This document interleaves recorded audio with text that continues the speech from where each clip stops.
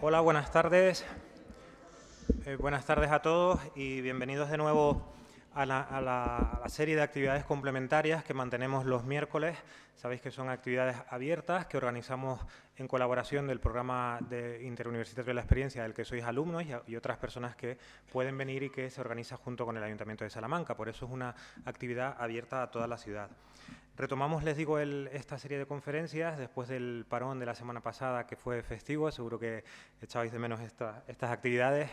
Y la verdad es que regresamos por todo lo alto, porque tengo el placer esta tarde de presentarles al ponente que nos va a hablar, que es el profesor Luis Rodríguez Domínguez.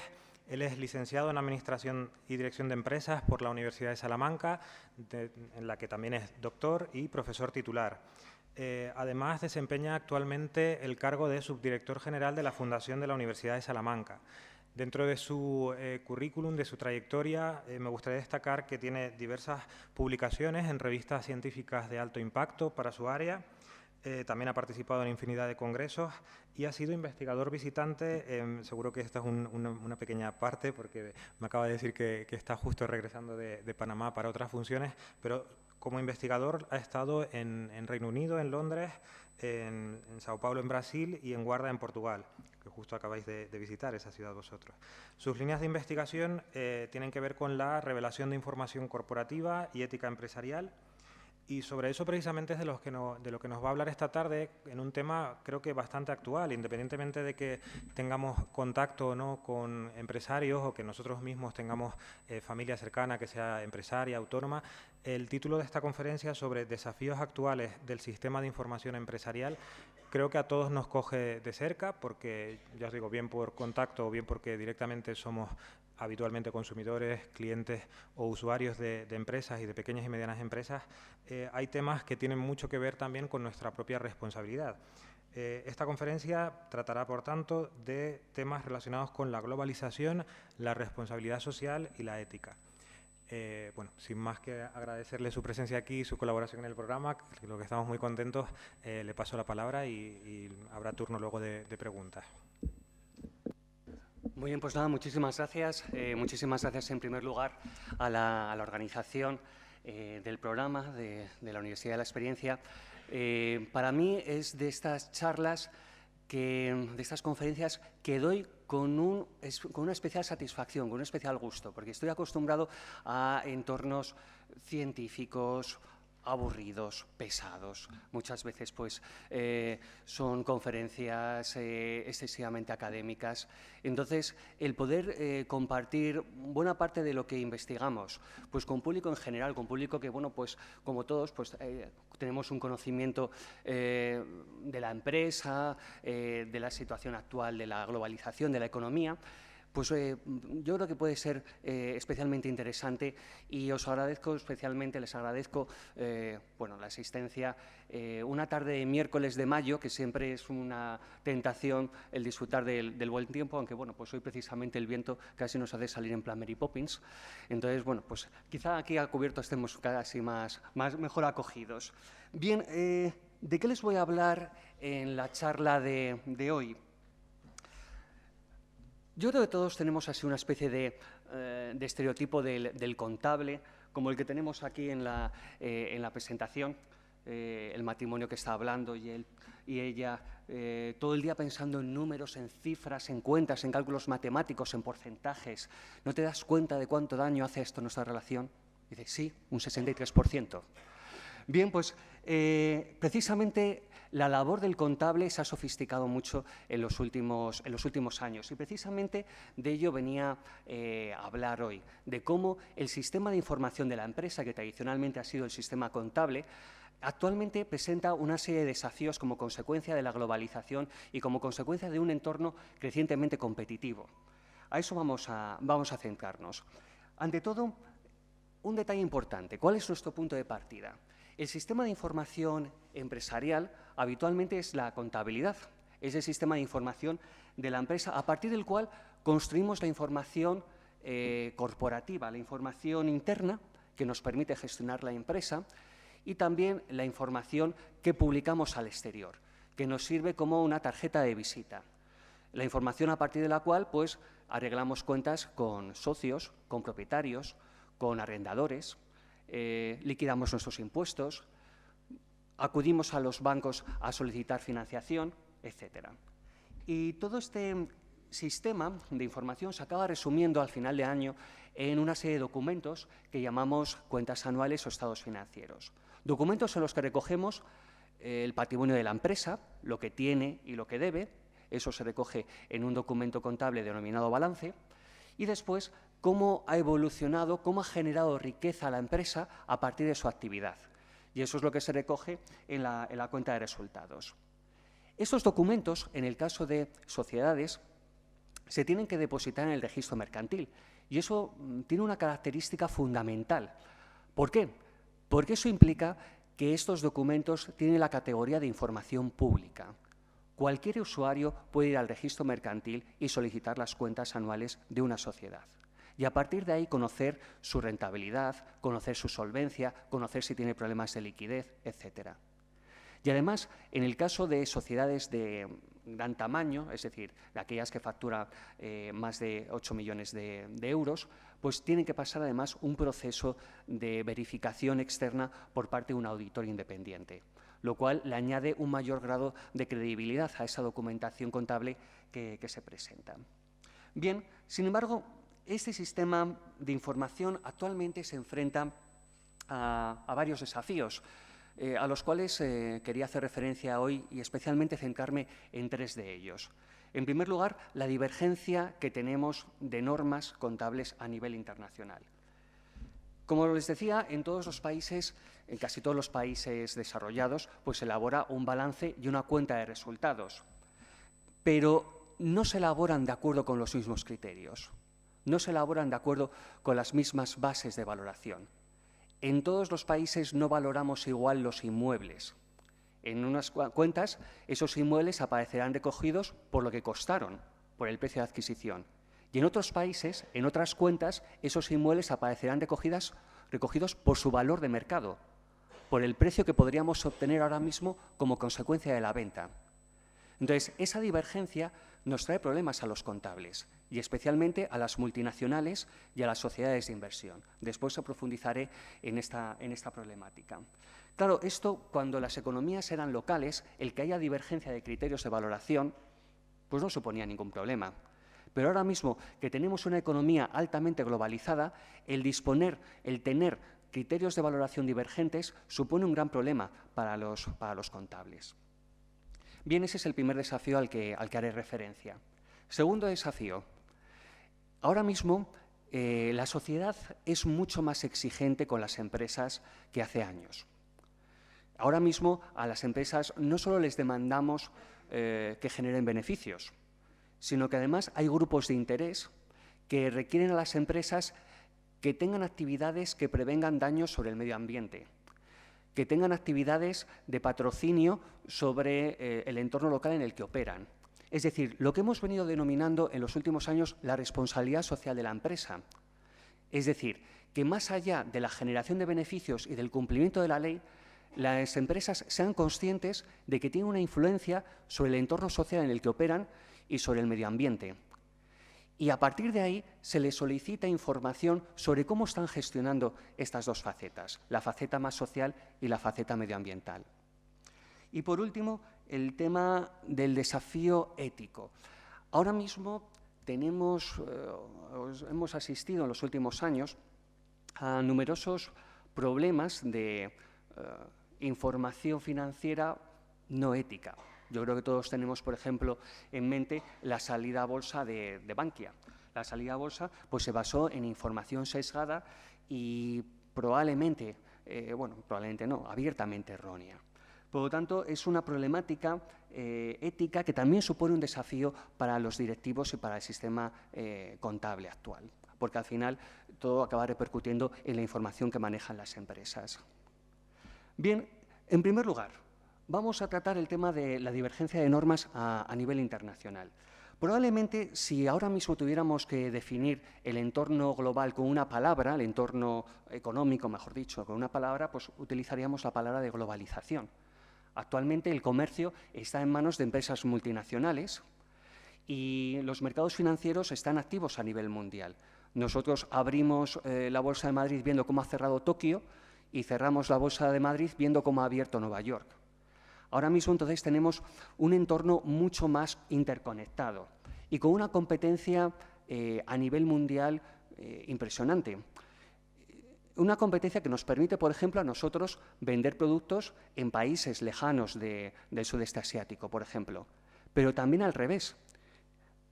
Si nosotros hace 40 años planteáramos que un banco holandés iba a desembarcar en España y se iba a convertir en el 7º banco del entorno español por depósitos, yo creo que diríamos un banco holandés, Ámsterdam, has ido a un coffee shop, no sé, has consumido algo en un coffee shop, extraño. Y ahora mismo es una realidad. ING es uno de los bancos que en captación de depósitos ha sido de los más potentes en el mercado español. Entonces, la competencia nos permite salir de nuestra esfera, pero también que dentro de nuestro cortijo vengan empresas extranjeras a competir con nosotros.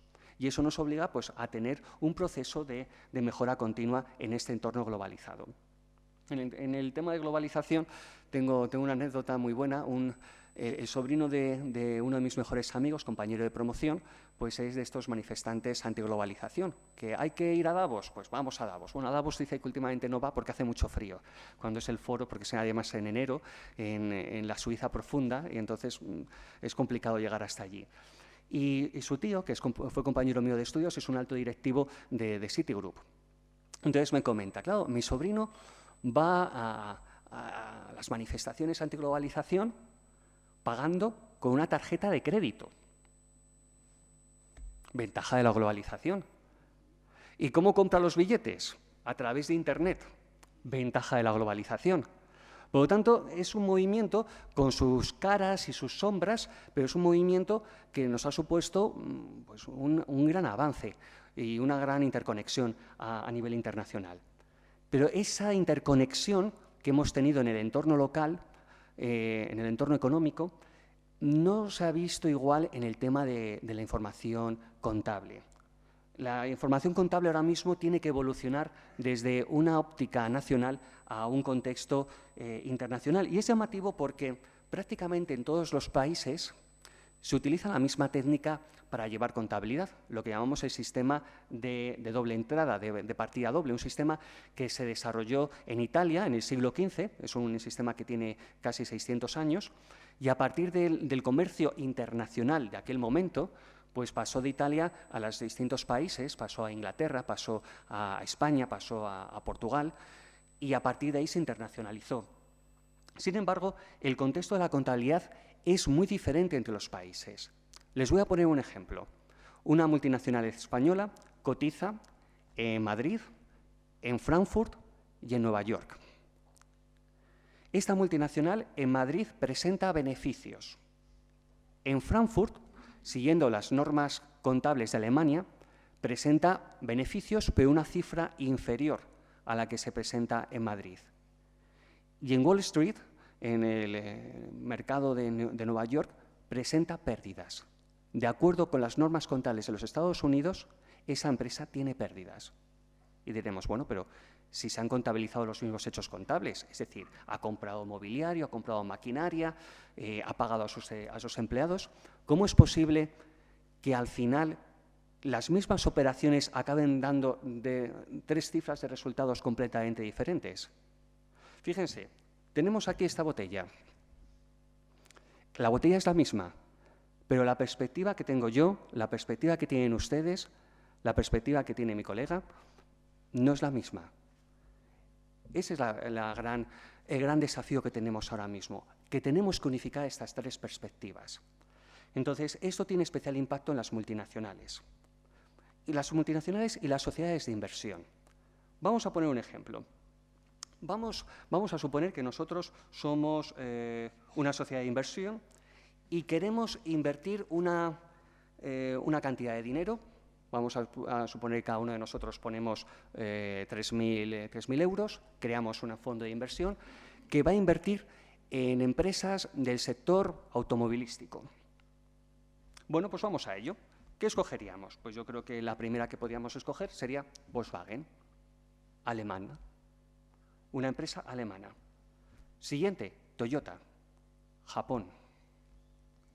Renault, Francia, con Nissan, con el consorcio que tienen con Nissan. Por lo tanto, Francia con Japón.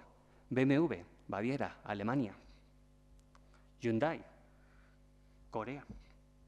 Ford, Estados Unidos. General Motors, Estados Unidos. Suzuki, Japón. Mercedes-Benz, Alemania. Honda, Japón.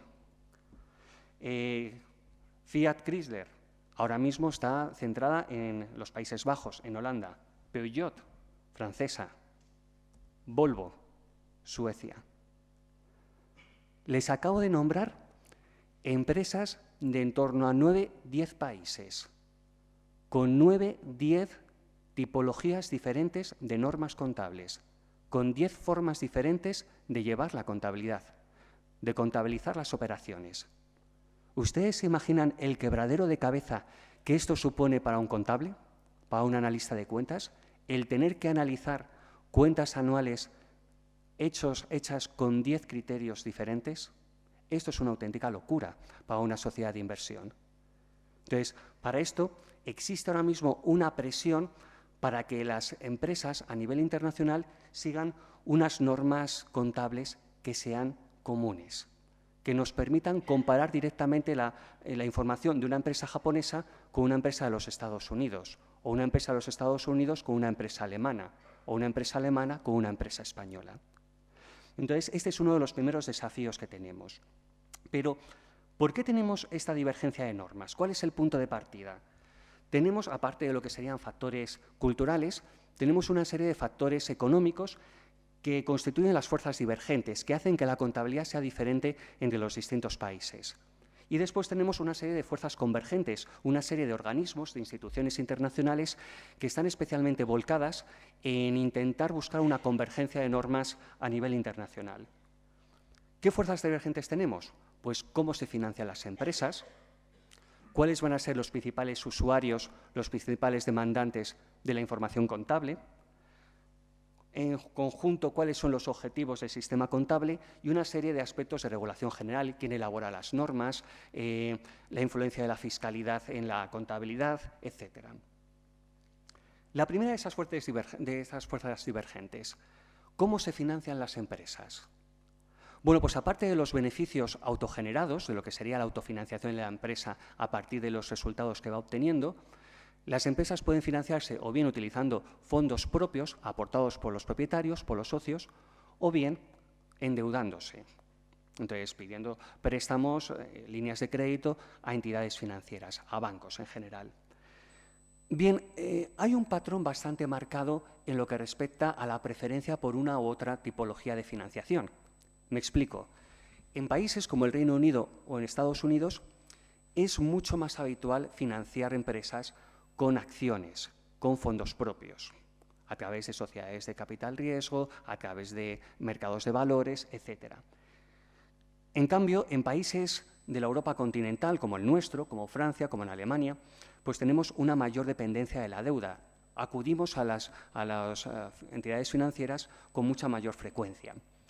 Y claro, esto nos acaba condicionando mucho cómo elaboramos la contabilidad. ¿Por qué? Cuando nos financiamos a través de acciones y queremos captar fondos, nosotros, ¿qué queremos subrayar especialmente en esa información? La capacidad que tiene nuestra empresa de generar rentabilidad. Entonces, el documento contable que va a ser clave va a ser la cuenta de resultados, porque a partir de la cuenta de resultados, los posibles inversores van a ver lo atractiva que es nuestra empresa en términos de rentabilidad. Entonces, vamos a tener un sistema contable mucho más enfocado hacia mostrar la rentabilidad, hacia el inversor, etc. En cambio, cuando tenemos un fuerte mercado de deuda, es decir, cuando acudimos principalmente a los bancos, cambia muchísimo la situación. Si los principales usuarios fueran los bancos más que los inversores, ¿cómo afectaría esto a los estados financieros? Fíjense, a los bancos le interesa que una empresa sea rentable En el fondo sí, ¿como garantía de qué? De que le va a devolver los fondos que le ha prestado. Es decir, el criterio básico dentro de financiación bancaria, desde un punto de vista del banco, es la liquidez y la solvencia. A mí lo que me interesa como entidad financiera es que los fondos que yo he prestado se hayan invertido bien, es decir, que los activos en los cuales se han invertido pues no hayan perdido valor, que la empresa a la que le esté prestando fondos no se sobreendeude, porque eso puede generarle problemas para devolver fondos en un futuro, y que más o menos tenga la capacidad de generar liquidez, dinero líquido a corto plazo, suficiente para pagarme a mí pues, las cuotas del préstamo. ¿Dónde voy a observar principalmente esto? Pues principalmente en un balance. En un balance es donde yo voy a ver la capacidad de endeudamiento que tiene una empresa, mejor dicho, la situación de endeudamiento actual de una empresa, vinculándola con algunas partidas de la cuenta de resultados. Pero yo me voy a enfocar principalmente en cuán solvente es una empresa, en lugar de cuán rentable es una empresa. Por lo tanto, mi criterio de observación es diferente y eso condiciona pues, los usuarios de la información financiera. En países como el Reino Unido y Estados Unidos, los accionistas van a ser los principales usuarios de las cuentas y el sistema contable se va a enfocar principalmente a mostrar la rentabilidad. Y en cambio, en países como Francia y Alemania, el accionista no tiene tanto poder y en cambio vamos a tener una variedad mayor de usuarios que van a pasar por las entidades financieras, por el gobierno, por las autoridades fiscales, etc.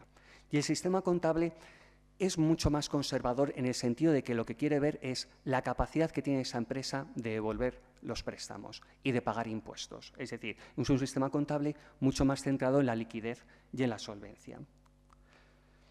Y esto, la unión de los usuarios con las fuentes de financiación, nos acaban delimitando cuáles son los objetivos de elaborar contabilidad. Y aquí tenemos como dos extremos. Primer extremo, describir la realidad económica. Segundo extremo, la planificación y el control por parte del Gobierno. Y esto al final acaba condicionando mucho la visión que podemos tener. En el caso de querer describir la realidad económica, ¿cuál sería el propósito de elaborar contabilidad? Esto está muy enfocado en países como el Reino Unido o Estados Unidos. Es decir, ahí, ¿qué busca la contabilidad? Pues proporcionar al usuario una información financiera sólida, amplia, que le permita tomar decisiones económicas de forma razonable y de forma razonada.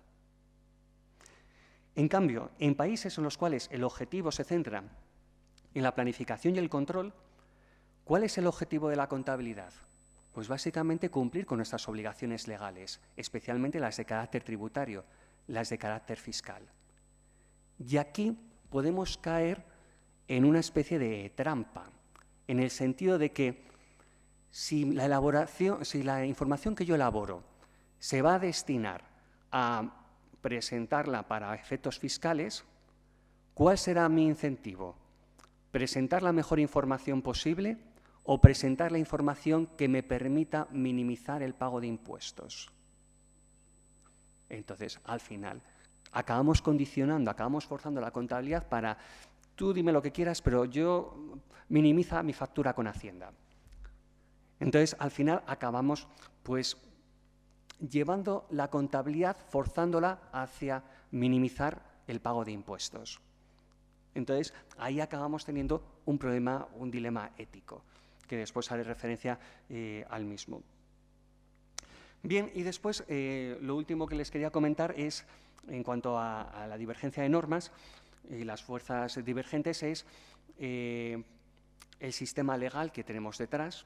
Es decir, cómo, por ejemplo, nosotros en España la contabilidad se lleva a través de leyes mercantiles y planes de contabilidad sofisticados que llegan a un alto nivel de detalle y, en cambio, en otros países pues la contabilidad se elabora a través de normas puntuales que no alcanzan un elevado nivel de detalle y se deja mucha más discrecionalidad al contable.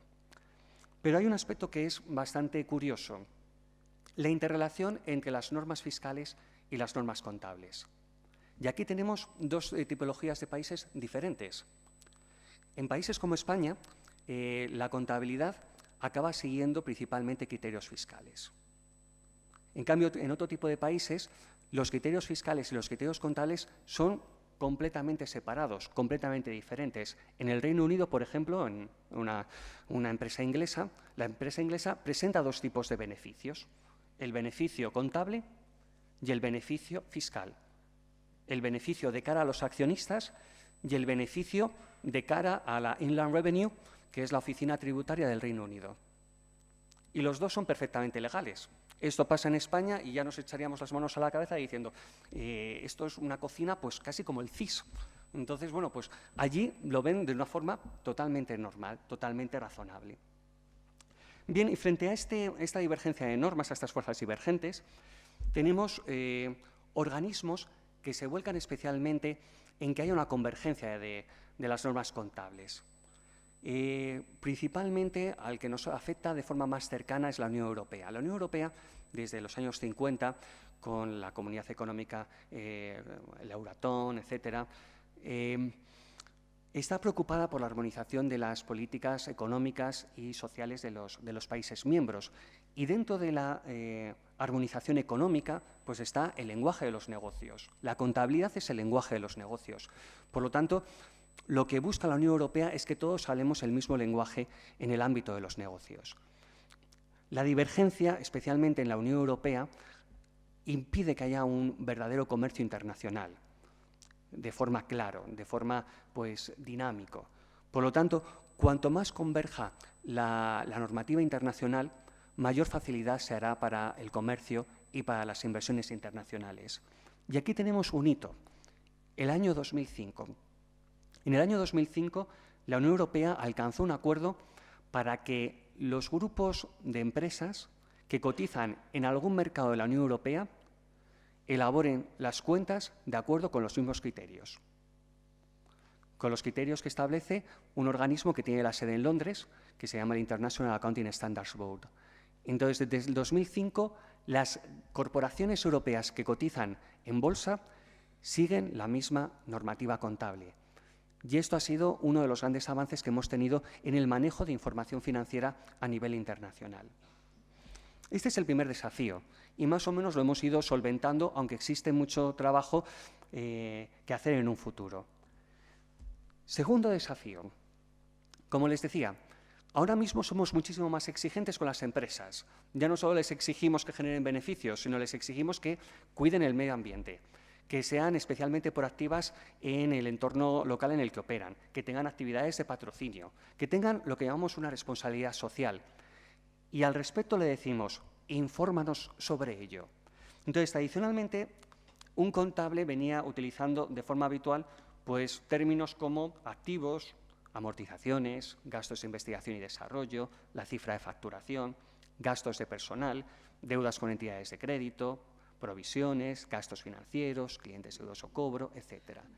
Y ahora nos piden, háblanos de la gestión de la diversidad. Háblanos de qué medidas has tomado dentro de tu empresa para preservar la biodiversidad y los impactos causados en el medio ambiente. Muéstranos el impacto de tus actividades sobre las poblaciones y sobre el territorio. Muéstranos el consumo de agua. Muéstranos cómo gestionas los residuos. Muéstranos si tu actividad genera gases de efecto invernadero. Muéstranos qué medidas has adoptado para prevenir delitos como la corrupción y el soborno. Muéstranos si has tenido problemas en cuanto al cumplimiento de los derechos humanos. ¿Cuáles son las condiciones de salud y de seguridad en el trabajo? ¿Cómo tienes distribuido el personal en cuanto a sexo, edad, países, condiciones de trabajo, etcétera? ¿Cómo gestionas el absentismo? Y si facilitas a tus trabajadores el que tengan medidas de conciliación familiar y profesional. Somos muchísimo más exigentes ahora mismo con las empresas. ¿Y por qué hemos llegado a esta situación? Rebobinemos un poco. En los años 70, a partir de los años 70 se hace mucho más marcado y sobre todo con la conferencia de la ONU sobre el desarrollo sostenible del año 87-88, se acentúa mucho más el impacto que tienen las empresas, no solo económico, sino también social y medioambiental. Entonces, a las empresas, como les decía, ya no solo les exigimos que pues sean capaces de generar beneficios, sino que además sean conscientes de que su actividad tienen una influencia sobre el entorno social en el que operan, sobre los empleados y sobre el medio ambiente. Y les pedimos información al respecto. Les solicitamos que nos informen sobre estas 3 áreas. Entonces, esto es una medida, o digamos, es una visión bastante controvertida de la empresa. Se discute mucho y especialmente en los Estados Unidos. Nosotros en Europa generalmente tenemos una visión un poco más amplia, pero en los Estados Unidos, por ejemplo, yo he hablado con directivos que me dicen, no, mira, mi principal responsabilidad es, cumpliendo la legislación, eso por supuesto, generar la máxima cantidad de beneficios para mi empresa. Yo no tengo por qué realizar actividades de patrocinio ni tener un lavado de cara para que me valoren mucho mejor en los mercados de capitales. Mi principal responsabilidad es hacia los accionistas. Yo no tengo una responsabilidad más allá de generar la mejor cuantía de recursos monetarios para mis accionistas. Esa es una visión que es bastante mayoritaria dentro de los Estados Unidos. En cambio, en Europa tenemos una visión un poco más de la responsabilidad social, de que la faceta de la empresa no se centra exclusivamente en su vertiente exclusivamente económica, sino que también tiene pues, una influencia social y una influencia medioambiental. Bien, y aquí de nuevo tenemos un hito. Desde el año 2018, para las grandes corporaciones, se tiene que elaborar lo que llamamos en la terminología española el estado de información no financiera. ¿Cuáles son las empresas obligadas? Pues aquellas empresas de interés público, es decir, los bancos, las aseguradoras, las mutuas, las empresas cotizadas y después las empresas que contratan o que tienen en nómina pues, un importante volumen de trabajadores. Ahora mismo pues, serían las empresas con más de 500 trabajadores y este umbral se va a ir bajando paulatinamente y en el año 2021 pues, serán aquellas empresas que tienen 250 o más trabajadores. Y en este sentido, ¿a qué se ha ampliado la información? ¿Qué tiene que informar ahora mismo un contable con respecto a estas materias? En primer lugar, cuestiones medioambientales. Por ejemplo, imaginemos un hotel. Un hotel tiene una actividad muy importante en lo que respecta a gestión de recursos medioambientales, especialmente el agua. Entonces, de hecho, es muy común en los hoteles encontrar pegatinas en los cuartos de baño indicando que sea usted especialmente consciente del consumo de agua que conlleva pues, el lavado continuo de toallas, de sábanas. Por lo tanto, pues, le agradecemos que deje la toalla en el toallero en lugar de en el suelo y eso nosotros lo interpretamos como que no tenemos que lavarlo y, en consecuencia, esa actividad suya pues, va a reportar un beneficio para el medio ambiente. Bueno, pues ese tipo de actividades ahora mismo hay que mostrar los resultados de las mismas en este estado de información no financiera. Entonces, hay que hablar de la contaminación ambiental que nosotros causamos, de qué medidas tomamos para minimizar esa contaminación, cómo protegemos la biodiversidad, etcétera.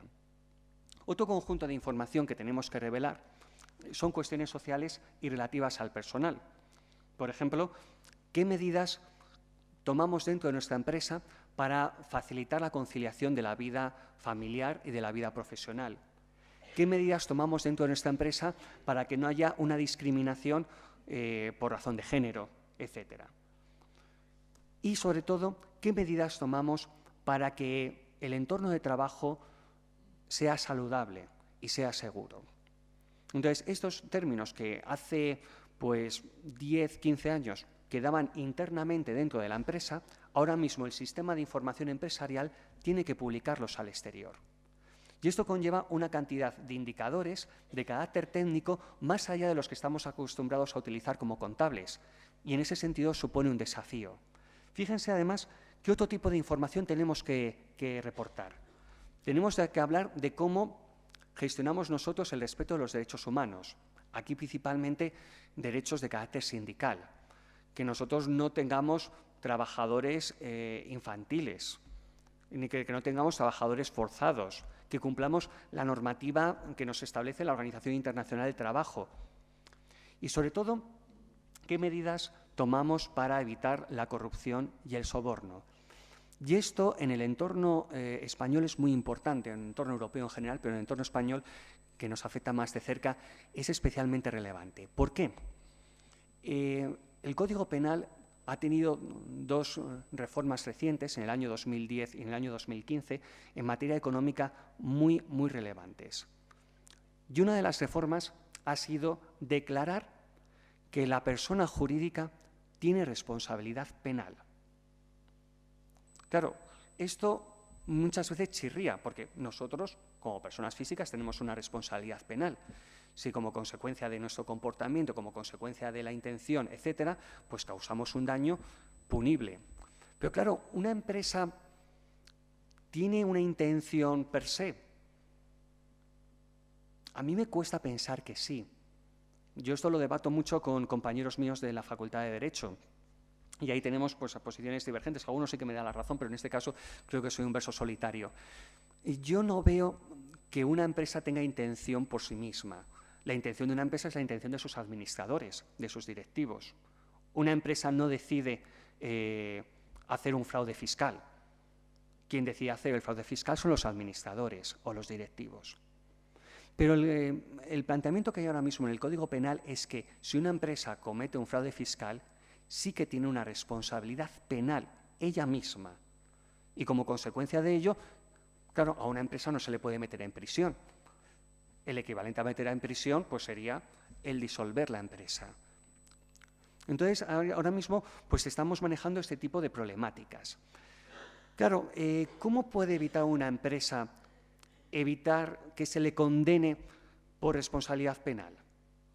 Pues generando lo que llamamos un modelo de cumplimiento normativo, un modelo de compliance.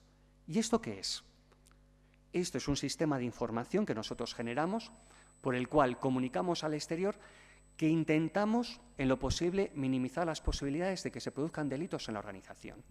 Es decir, que tenemos la organización medida de tal forma que sabemos cuáles son los puntos débiles de la organización en los cuales se pueden cometer delitos de carácter económico y que hemos tomado medidas para evitar que se produzcan esos delitos. Entonces, si al final se produce el delito, nosotros podemos ir ante la autoridad judicial y decir, se ha cometido el delito, pero nosotros tenemos una serie de protocolos dentro de la empresa para evitar que ese delito se haya cometido. Si el juez considera que bueno, pues ese protocolo pues estaba bien organizado, etcétera, bueno, pues entonces puede exonerar a la empresa de responsabilidad penal. Claro, y aquí yo me pregunto, y esto, por ejemplo, puede ser un buen aspecto de debate, si se ha producido un delito de carácter económico dentro de la empresa, es que el sistema preventivo no era tan eficaz como nosotros pensábamos. Por lo tanto, yo veo ahí una contradicción, una paradoja en el diseño de este sistema de compliance. Si yo voy a argumentar que, ojo, yo tenía este sistema de compliance que funcionaba muy bien y aún así se ha cometido el delito, pero yo tenía el sistema, lo más normal es que me digan, bueno, vale, usted tenía el sistema, pero aquí se ve claramente que el sistema ha fallado porque al final se ha cometido el delito. Entonces, bueno, pues aquí al final entra una cuestión un poco paradójica, pero es el entorno en el que nos movemos. Y finalmente, pues también tenemos que informar sobre cómo contribuimos al desarrollo sostenible de los entornos locales en los que nosotros trabajamos. Es decir, cómo contribuimos con acciones de patrocinio, de mecenazgo, de asociación, cómo cuidamos especialmente la salud y la seguridad de nuestros consumidores, cómo pagamos impuestos dentro de los distintos países en los que operamos, etcétera. Entonces, este es un desafío pues, bastante importante y que es especialmente bien valorado por los inversores. Esta noticia es de Expansión, concretamente de marzo, les voy a decir el día, del día 18 de marzo, del día 18 de marzo de este año, y nos dice que el 96% de los inversores tienen en cuenta este tipo de información no financiera, en sus decisiones de inversión. Y el 97% reconoce haber evaluado la información financiera que ofrecen las compañías en las que están especialmente interesados. Por lo tanto, aquí tenemos que dar un salto. El sistema de información empresarial ya no tiene que centrarse únicamente en decir este es nuestro patrimonio, esta es nuestra cuenta de resultados, sino que tiene que ampliarse para informar con indicadores técnicos que a veces se nos escapan a nosotros, pues, que no somos especialistas, sobre estos aspectos sociales y medioambientales. Y tercer desafío, problemas de ética corporativa, desafíos de carácter ético. Se ha detectado por parte de numerosos estudios pues, un descenso importante en los niveles éticos de las empresas, un cierto relativismo, por llamarlo así. Antes yo creo que tenían unas líneas rojas un poquitín más claras, más establecidas. Ahora hay mucha interpretación del estilo de, bueno, pero es que claro, ante estas circunstancias es que, claro, si no consigo este préstamo, tengo que despedir a los empleados y claro, entonces tengo que maquillar las cuentas para tener una mejor presentación al exterior y así conseguir el préstamo y poder pagar las nóminas. Y claro, si no consigo el préstamo tengo que despedir a los empleados. Entonces, claro, ante esta situación el maquillaje contable pues es un mal menor, entre comillas. ¿De acuerdo? Entonces tenemos este sistema, tenemos estos dilemas éticos pues especialmente marcados. Yo, por ejemplo, con mis alumnos de máster les suelo poner dos casos que solemos debatir. Primer caso, imagine que es usted un directivo holandés a cargo de unas actividades mineras en Namibia, en una empresa multinacional. Usted emplea principalmente trabajadores locales a los que paga salarios muy reducidos, que son al final el medio de vida para 1000 familias y la principal fuente de trabajo de la economía local. No hay otro trabajo aparte de una agricultura de pura subsistencia. Ha descubierto muchos problemas de seguridad en la mina, pero el ingeniero de la empresa le comunica que el coste de mejorar las instalaciones haría que la mina dejara de ser rentable. El cierre de la mina implicaría una conmoción política de especial dimensión y perjudicaría la imagen de nuestra empresa. Entonces, si sigue abierta, existe el riesgo de que se produzca un gran desastre. ¿Qué hacemos? Esa es uno de los casos que les suelo poner a mis alumnos. Y es curioso. El planteamiento que suelo hacer con ellos es, bueno, vamos a hacer un brainstorming, una dinámica de ideas, viendo qué alternativas tenemos y cuáles son las implicaciones de cada una de las alternativas. Hay un caso que especialmente les gusta más a mis alumnos, que es este de aquí.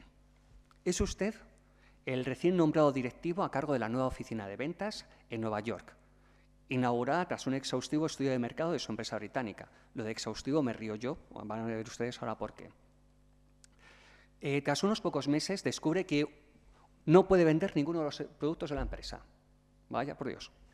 En Nueva York, sin una autorización de una oscura autoridad neoyorquina controlada por el sindicato de los electricistas Local 4. Pongo aquí electricistas como podría ser cualquier otro colectivo, no es que tenga ninguna especial inquina contra los electricistas. Bien, un análisis posterior revela que el sindicato local, Local 4, tiene relaciones con grupos mafiosos.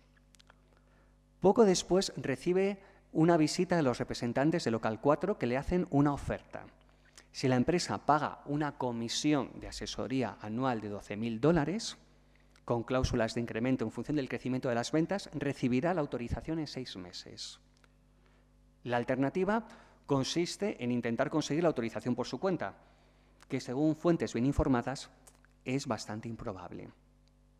La política de la empresa es contraria a los sobornos, pero es esencial que el proyecto salga adelante. Además, aquí les suelo poner a los alumnos una mayor presión. Les digo, vosotros venís de la oficina de ventas de Londres y vuestra política ha sido desastrosa. Por lo tanto, esta es una oportunidad que os da la empresa para recuperar vuestra posición dentro de la empresa.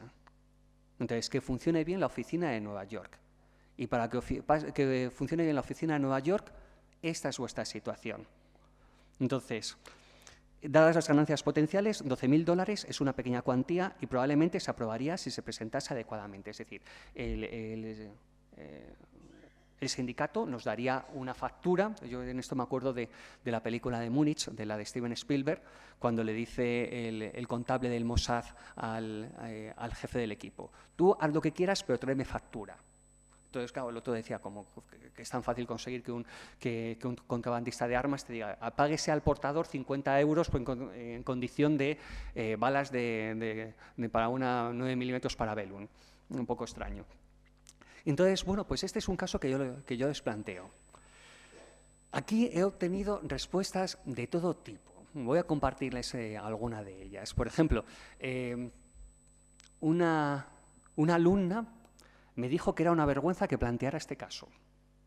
Pero claro, me decía, imagine que una de sus hijas al final acaba siendo asesinada como consecuencia del grupo mafioso que está siendo financiado por este sindicato.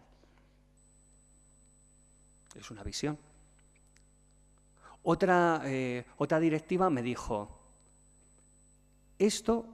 la decisión está absolutamente clara. Y si no tienes los suficientes para tomar esa decisión, es que no sirves para directivo. Esa es la otra visión. Un alumno mío, al respecto, me decía, es que si no me beneficio yo, se va a acabar beneficiando otro. Por lo tanto, para eso me beneficio yo. Entonces, he tenido respuestas para todo tipo de situaciones en este caso. Les voy a plantear varios ejemplos de casos éticos y alguno puede ser curioso. Les he puesto también alguna diapositiva curiosa sobre la visión que tiene la prensa sobre la ética corporativa, ¿no? Este es de nuestro querido Forges, que en paz descanse. Pues ante los evidentes riesgos de la contabilidad B, propongo la creación de la contabilidad X al cuadrado. Dice, bueno, si es con y me llevo 5, también lo apoyo. Y yo, así directamente. O, por ejemplo, este que es muy real, dice, señor González, muéstreme, por favor, los estados contables del último año. Dice, vale, sí, pero ¿cuáles? ¿Los que presentábamos a Hacienda, los que presentábamos al banco, los reales? Y después, ahora que estamos con todo el tema del proceso, este es de La Vanguardia, ¿no? El Govern admite incidencias en el 16% de los informes que encargó sin concurso. Entonces, una auditoría interna revela que se hicieron estudios inútiles y que se pagó un sobreprecio. Y aquí tenemos, por ejemplo, el estudio que le encargamos a la empresa de mi cuñado sobre quién debe vigilar las gallinas. Dice, ¿el de los 18.000 euros? Sí, el mismo. ¿Ha llegado ya? Sí. ¿Y qué dice? Que el guardián idóneo es el zorro. Bueno, pues esto, 18.000 euros. Bien, ¿qué cuestiones, cómo se suele analizar muchas veces los casos de ética corporativa? En muchos de los estudios lo que hacen es basarse en escenarios.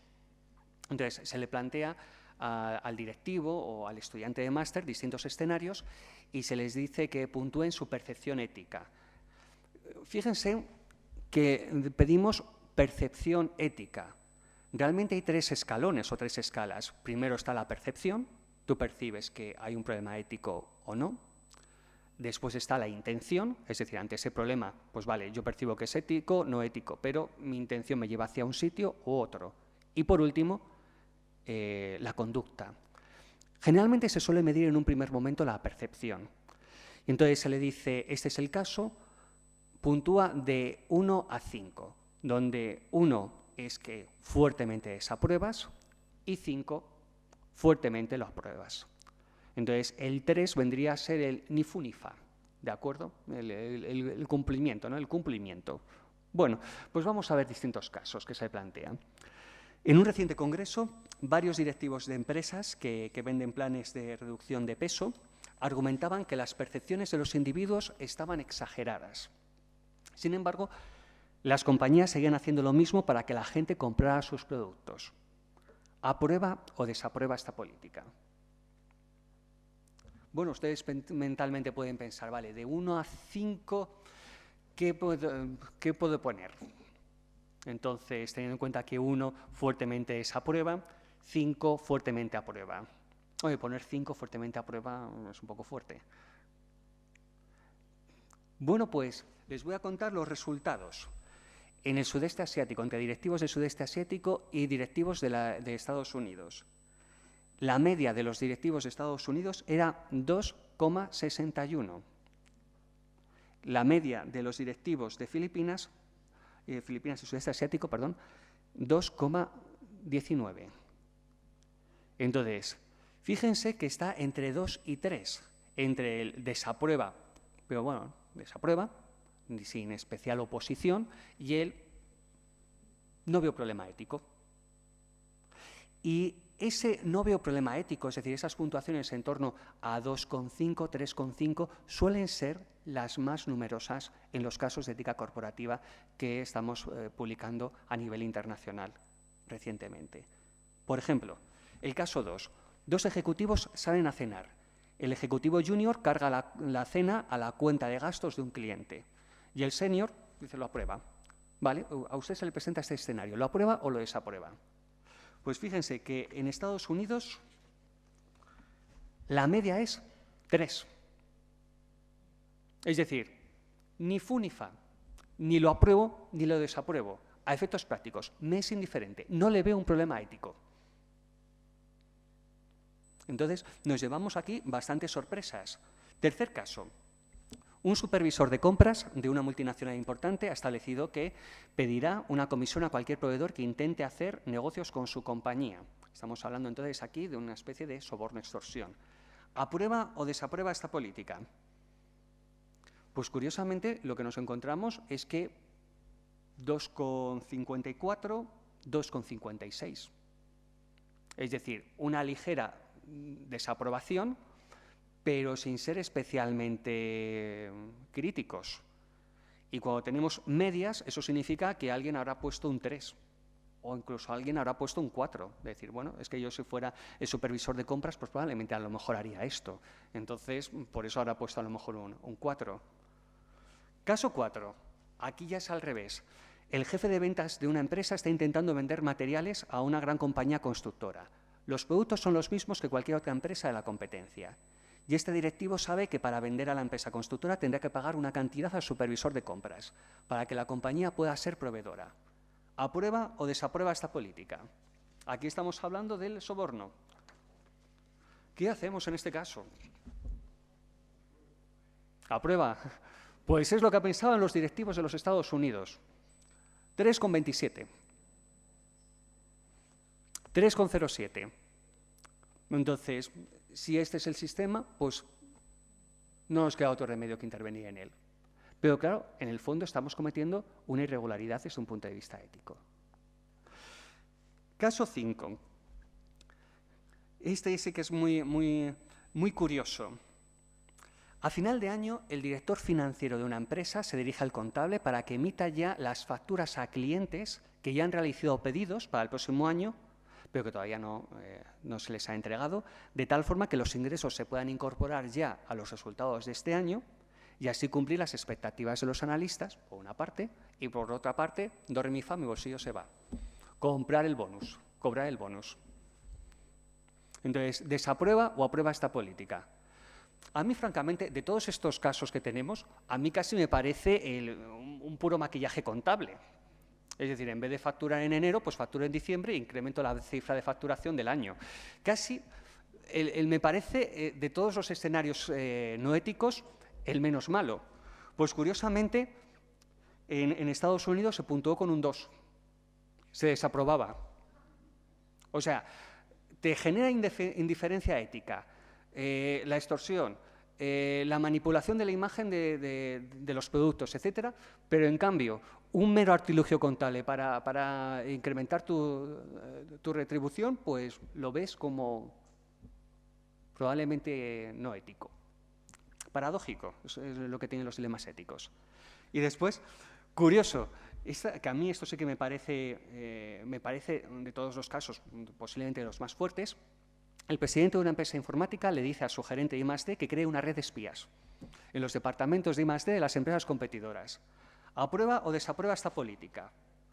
Pues nos encontramos con que, por ejemplo, los directivos del sudeste asiático, yo creo que, claro, como allí el sistema de copia pues, es bastante recurrente, pues tenemos 2,89.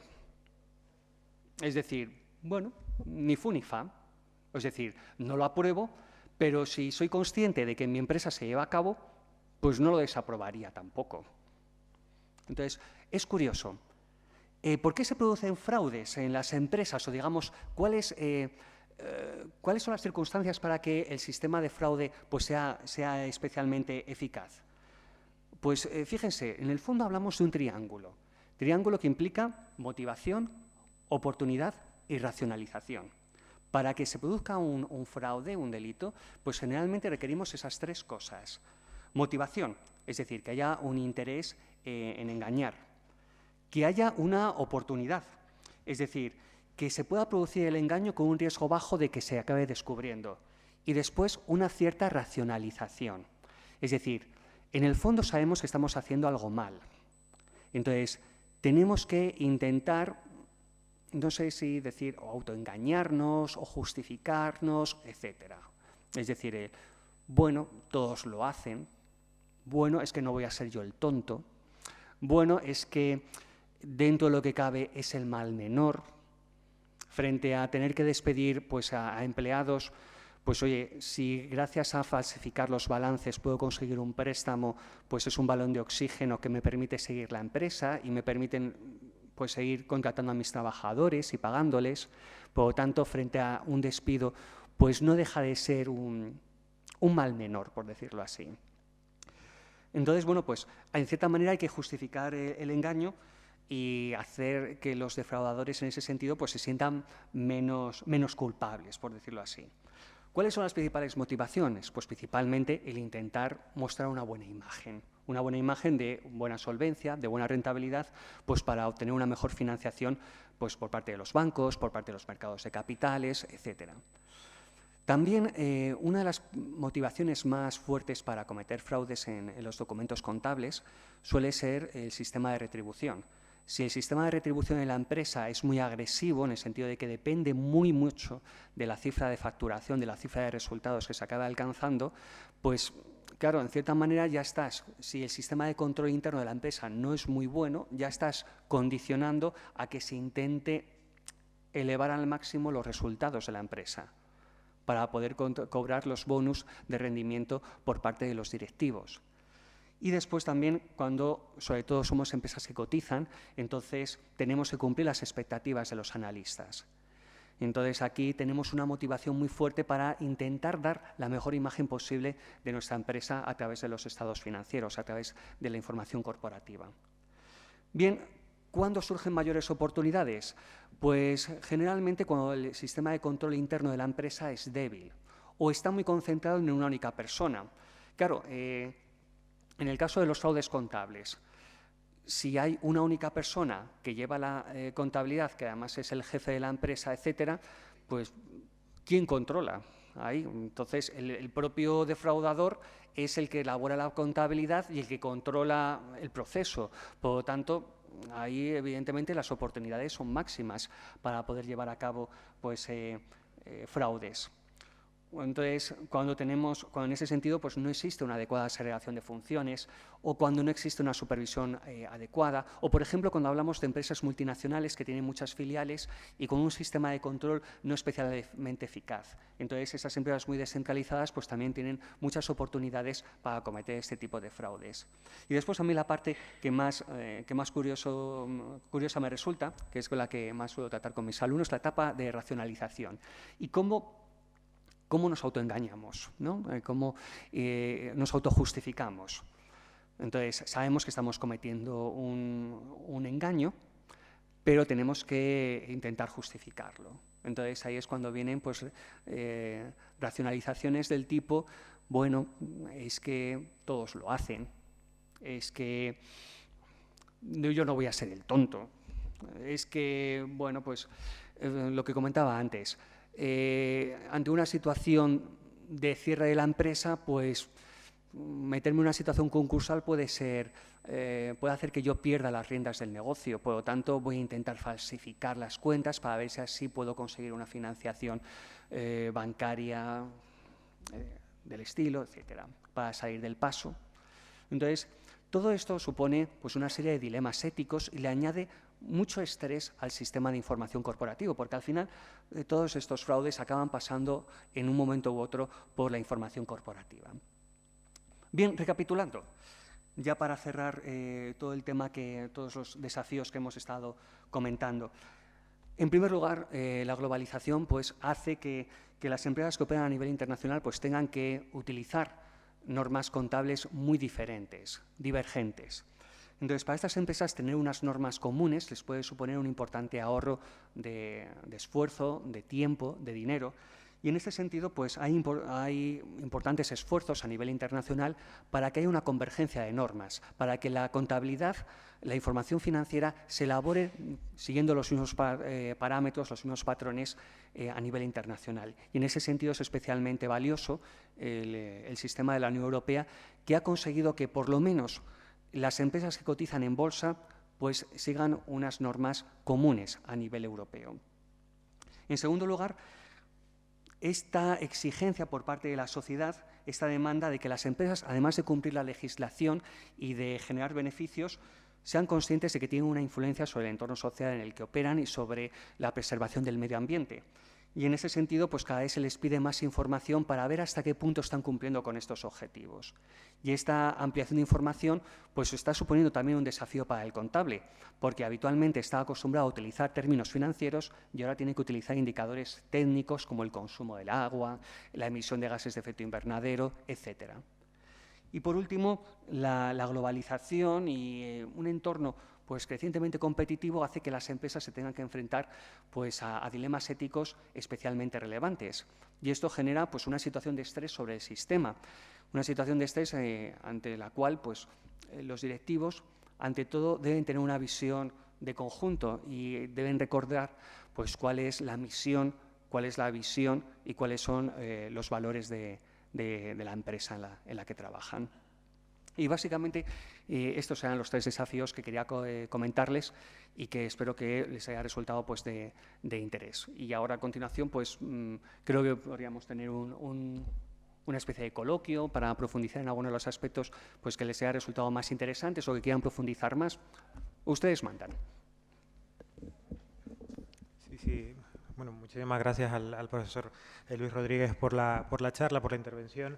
Si alguien tiene alguna cuestión que hacerle llegar, alguna pregunta que plantearle, es el momento. Vale.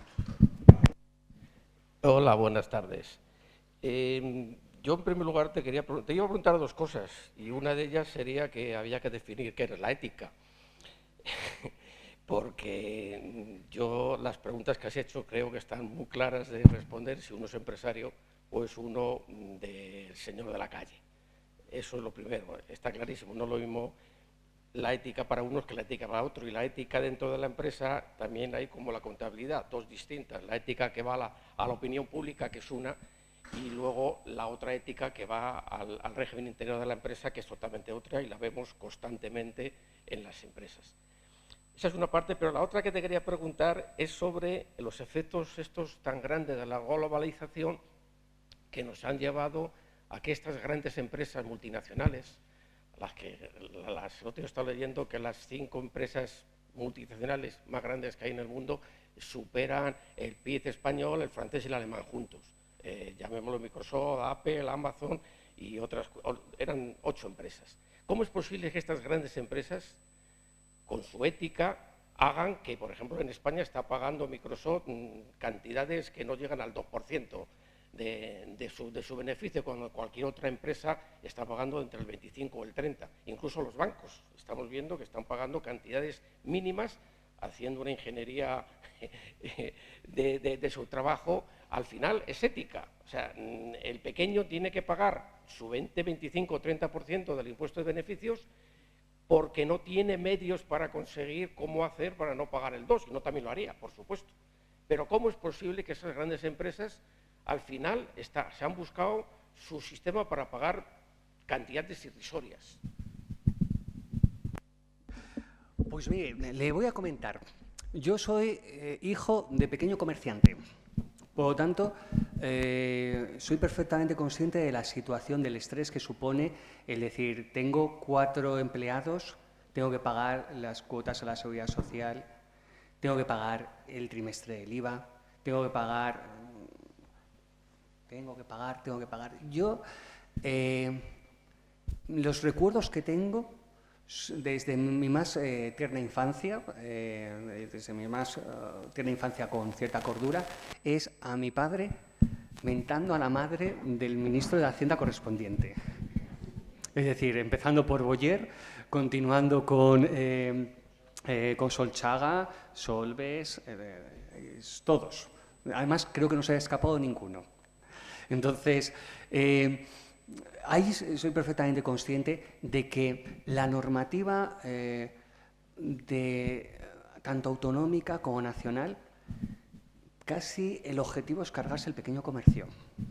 Sé que esto es muy fuerte, quiero decirlo, pero yo creo que es la realidad y yo la conozco de primera mano, porque, bueno, pues aparte de que he crecido en ese entorno, pues también tengo muchas relaciones con empresas pequeñas, con las típicas empresas de 2, 5 empleados, que bueno, pues tienen esas dificultades. Lo del tema de la globalización, en cierta manera, esto nos hace pensar que el poder realmente está en las grandes multinacionales.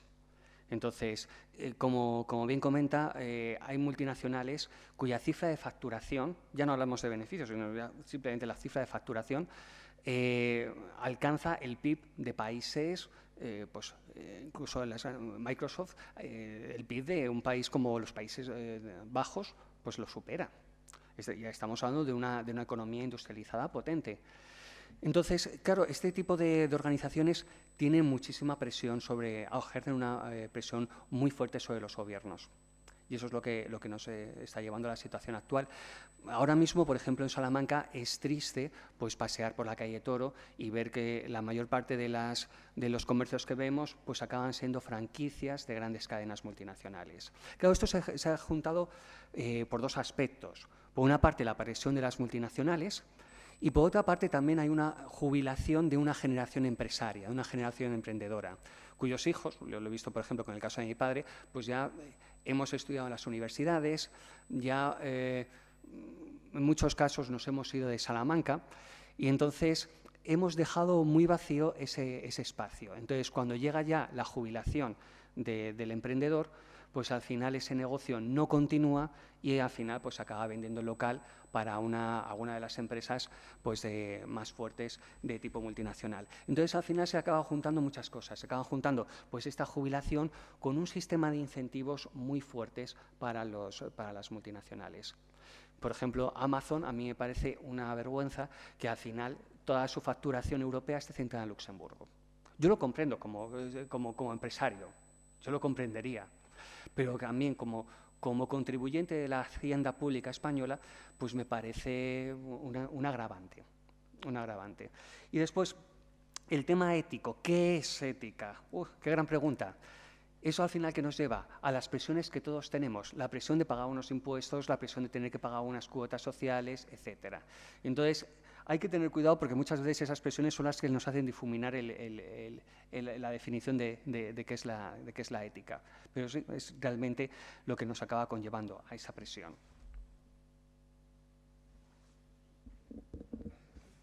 Por aquí, ¿alguna pregunta más por aquí, por este lado, Esther?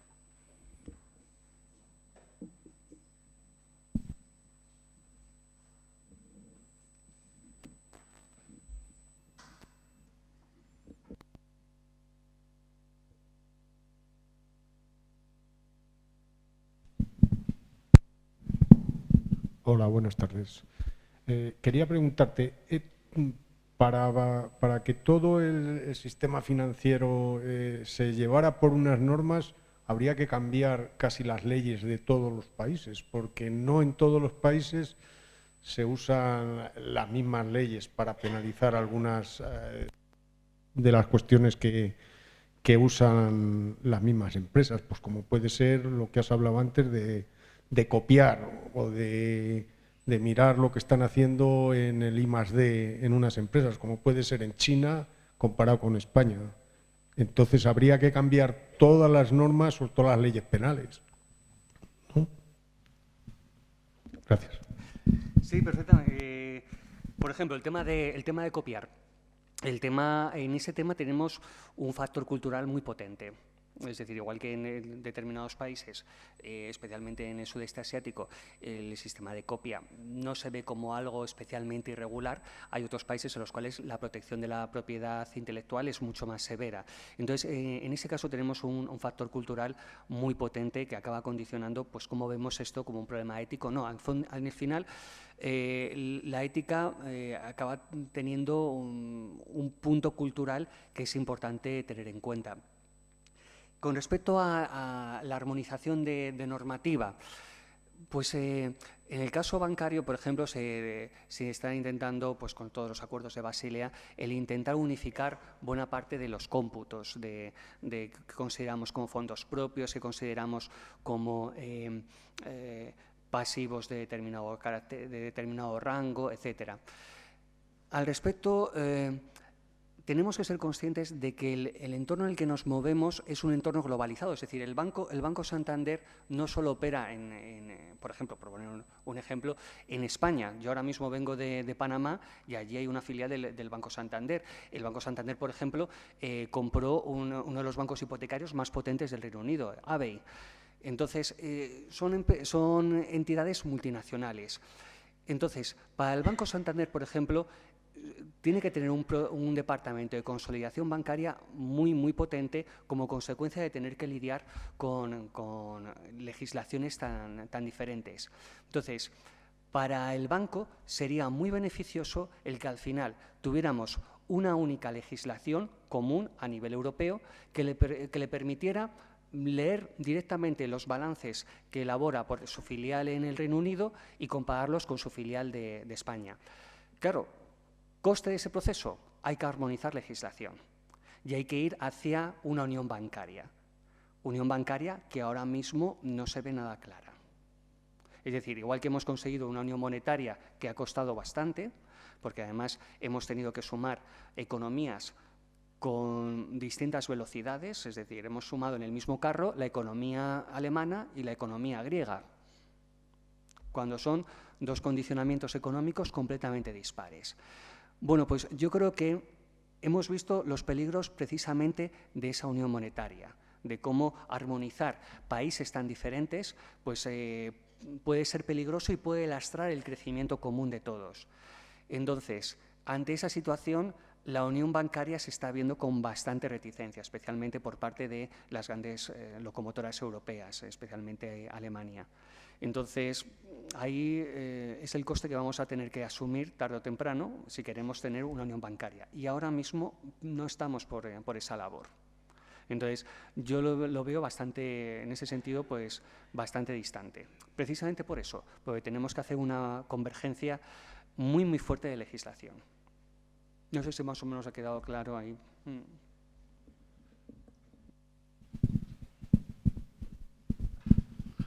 ¿Qué hay? Buenas tardes. Vamos a ver, ha habido un compañero que ha hablado de intentar armonizar por leyes, por normas. Yo creo que eso va a ser imposible. Desde mi punto de vista, creo que es imposible, dado la dinámica que existe en las empresas. Es decir, si te pones en el mundo japonés, la gestión que llevan esas empresas japonesas son tan diversas. Hacen una cuestión, por ejemplo, de recursos humanos que, claro, vas conociendo a medida que esa empresa va avanzando y va creando puestos de trabajo y se meten y se introducen en el mundo económico y financiero de distintas formas. Yo creo que la propia dinámica de la gestión de las empresas es la que impide, y aparte de eso, claro, que están la gente, los emprendedores, y eso, entonces no les puedes coartar que tengan situaciones que ellos puedan arreglar o crear nuevas fórmulas de gestión de las empresas. Por lo tanto, eso de los temas de armonización y tal, está en la diversidad y está en la dinámica de la propia vida y de la propia empresa.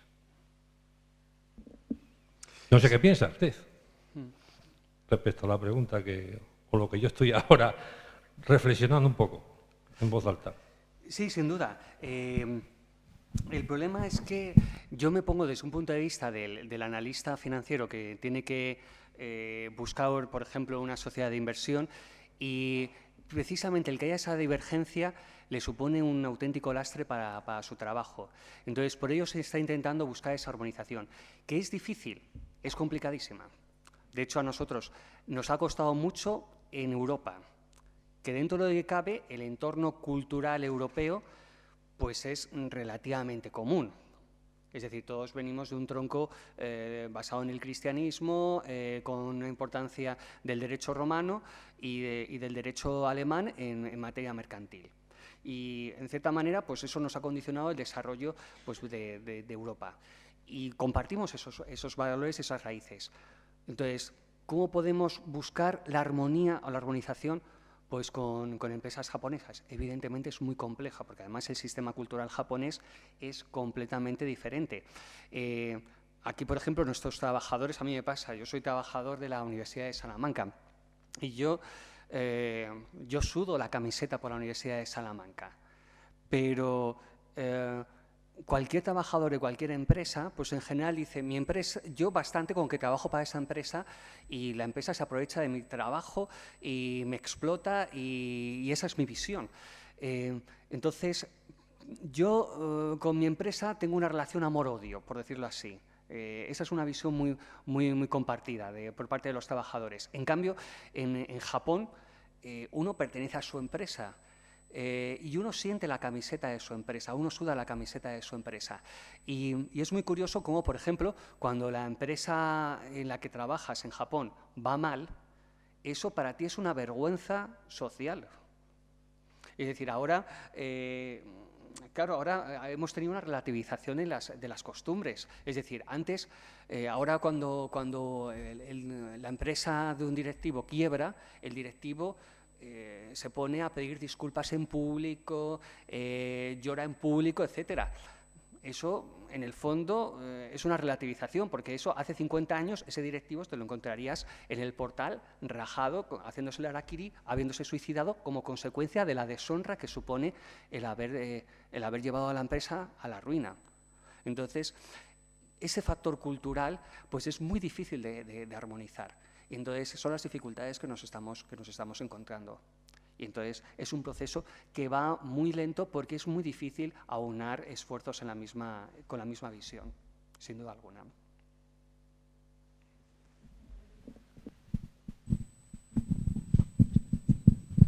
Sí, hola, buenas tardes.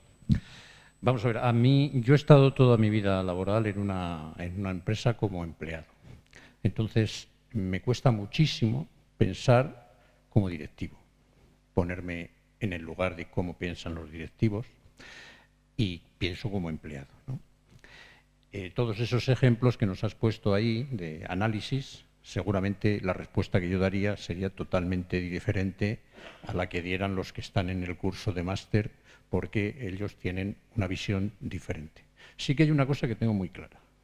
Si yo fuera el dueño de Amazon, yo pagaría los impuestos en España, que es donde vivo, o en Inglaterra, donde viviera, pero donde realmente, y no me iría a Luxemburgo para pagar menos impuestos, sino que lo haría aquí.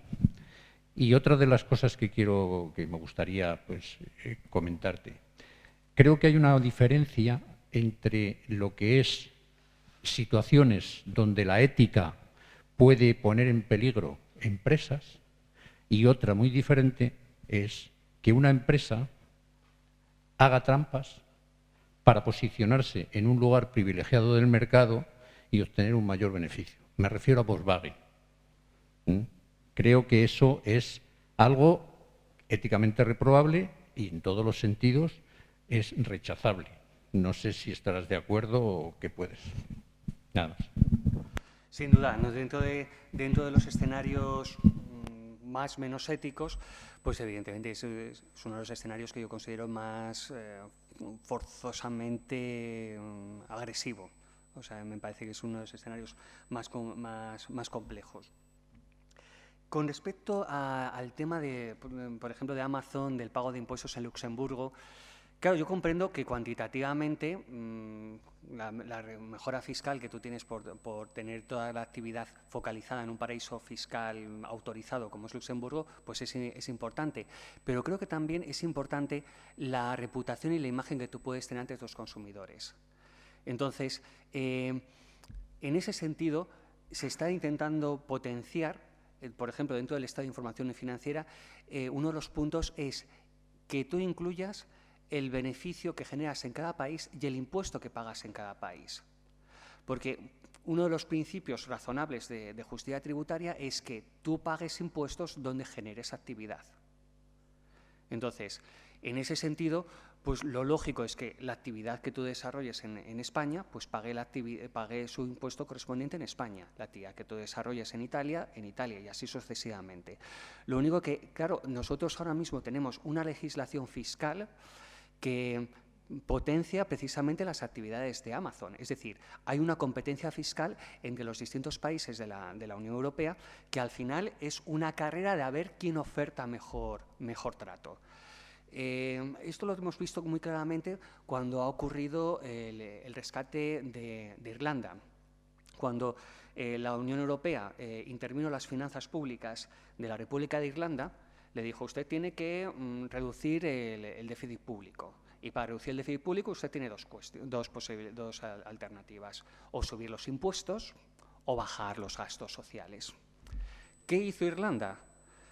Irlanda dijo, no, yo no modifico mi tipo impositivo del impuesto sobre sociedades. En Irlanda el tipo del impuesto sobre sociedades es el 12,5%. La mitad de lo que se paga en España. Y el impuesto sobre sociedades en el Reino Unido es mucho mayor. Entonces, claro, una corporación norteamericana que quiera asentarse en Europa, en un país que hable en inglés, tiene dos opciones, más o menos así inmediatas, el Reino Unido y la República de Irlanda. Entonces, ¿dónde me voy a posicionar yo? Pues donde pague menos impuestos. Por lo tanto, me voy a Irlanda, que pago el 12,5%. Y los irlandeses no quisieron modificar el tipo impositivo del impuesto sobre sociedades. ¿Por qué? Porque ellos reconocían que era su principal arma para captar inversiones del exterior. Y a partir de ahí generar actividad dentro de Irlanda. Claro, eso al final pues, es una competencia en la que los estados de la Unión Europea están especialmente activos. Que yo recuerde, en los últimos 20 años hemos intentado 3 veces en la Unión Europea armonizar el impuesto sobre sociedades. Y ha sido imposible. Imposible. No hay forma de poner de acuerdo a los estados, precisamente porque lo que acabamos potenciando es esa competencia fiscal entre los distintos estados. Por lo tanto, yo ahí sí que le veo mal pronóstico. O sea, yo creo que seguirá Amazon pagando ahí en Luxemburgo. Ahí me temo que tenemos poco rango de actuación. Rango de actuación, quejarnos como consumidores. Ese es el rango de actuación que podemos tener. Pero desde un punto de vista fiscal, el sistema está creado para que las multinacionales al final se acaben concentrando en este tipo de países. ¿Hay alguna pregunta más? ¿Alguna persona quiere plantearle alguna cuestión al ponente? ¿No? Bueno, pues sin más, solamente darle las gracias de nuevo. Me ha dicho además que el material que ha proyectado lo va a suministrar, o sea que no solo gracias por su participación, sino por su generosidad y gracias también a ustedes por asistir. Buenas tardes. Muchísimas gracias.